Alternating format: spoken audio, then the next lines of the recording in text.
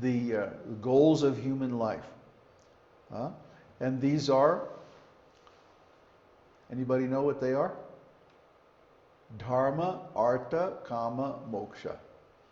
4 goals. And of the 4, moksha is the really important one. To get liberated from this material existence is really the aim of human life. And so Jyotish can help us approach this goal by giving us the tools to understand, first of all, how to achieve the other 3 goals. Dharma, Artha, and Kama. Dharma, of course, means religious principles. If one is not following religious principles, then he has no access to Vedic knowledge. And then we have to have some economic development. We have to have some occupation, some duty in life that allows us to maintain our existence. And then we also have to have some enjoyment according to our nature. So by following Vedic principles, all these things are accomplished automatically. For example, I never dreamed that I was going to be a writer. But by my association with Srila Prabhupada and by reading his books over and over and over again, I developed a style of writing that allowed me to make a living as a professional writer for over 20 years. And I never cultivated that skill deliberately. It just happened by association. So any association with Brahminical principles makes us more intelligent, more capable, more employable, able to leap tall buildings in a single no, not that one. But we can do a lot that we couldn't do before simply by following these Brahminical principles of spiritual life.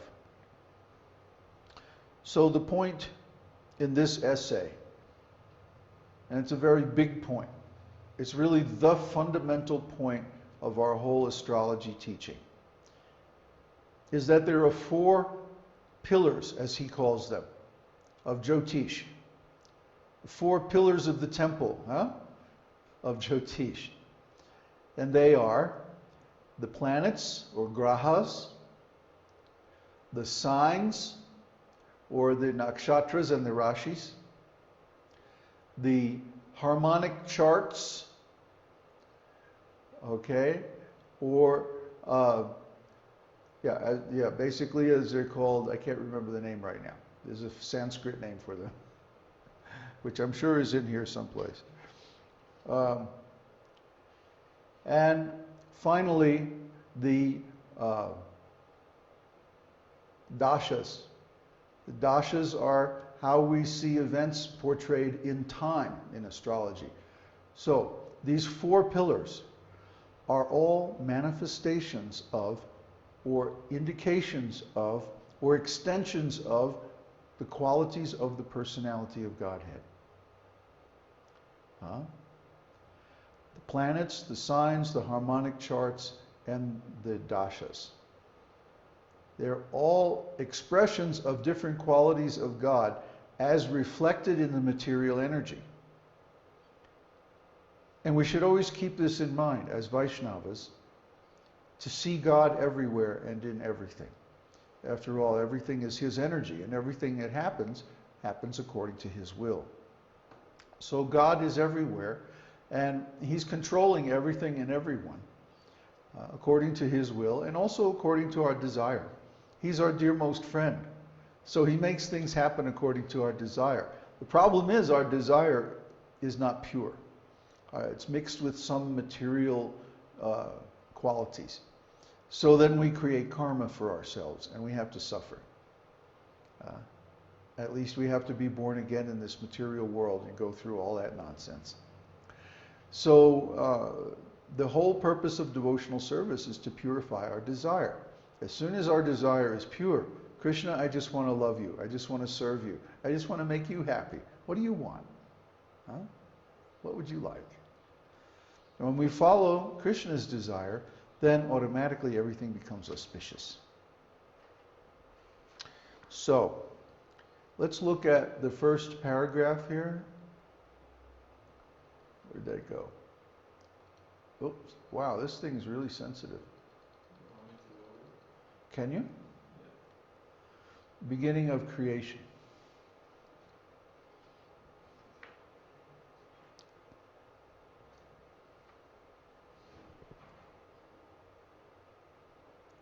Are there any questions?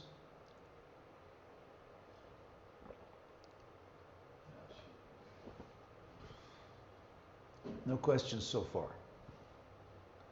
Oh, that's better. Yeah, that's much better. Hmm? Any questions?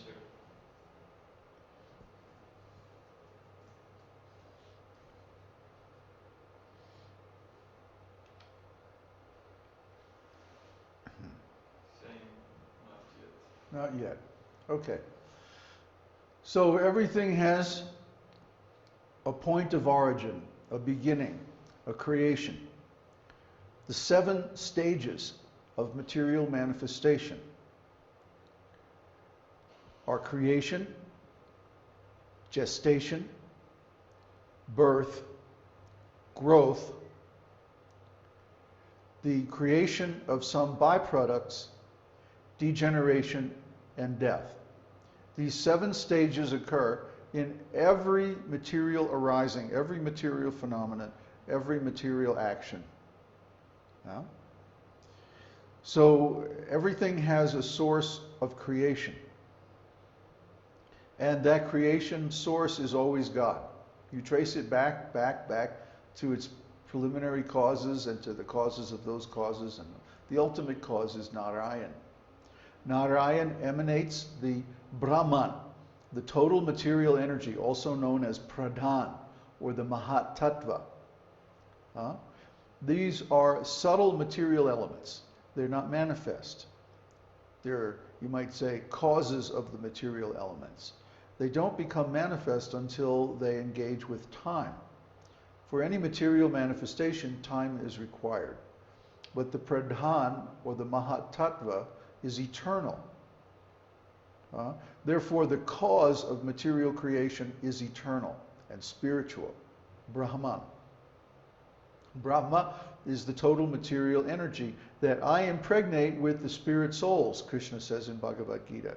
Therefore, of all beings, I am the seed-giving Father. Krishna says that in Bhagavad Gita. But until he actually applies that creative impulse by glancing over the material nature, then nothing actually happens. Remember, Krishna can perform any action with any of his senses. So he can impregnate the material nature simply by looking over it. He doesn't have to actually touch it.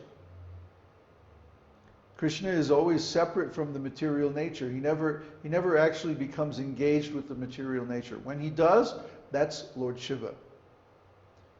Shiva is God in touch with material nature, engaged with material nature. That's why we don't worship Lord Shiva as God, even though he's Maheshwar. He's the supreme controller, but because he's engaged with Maya directly, Durga, we don't worship him as the supreme. We worship him like the demigod.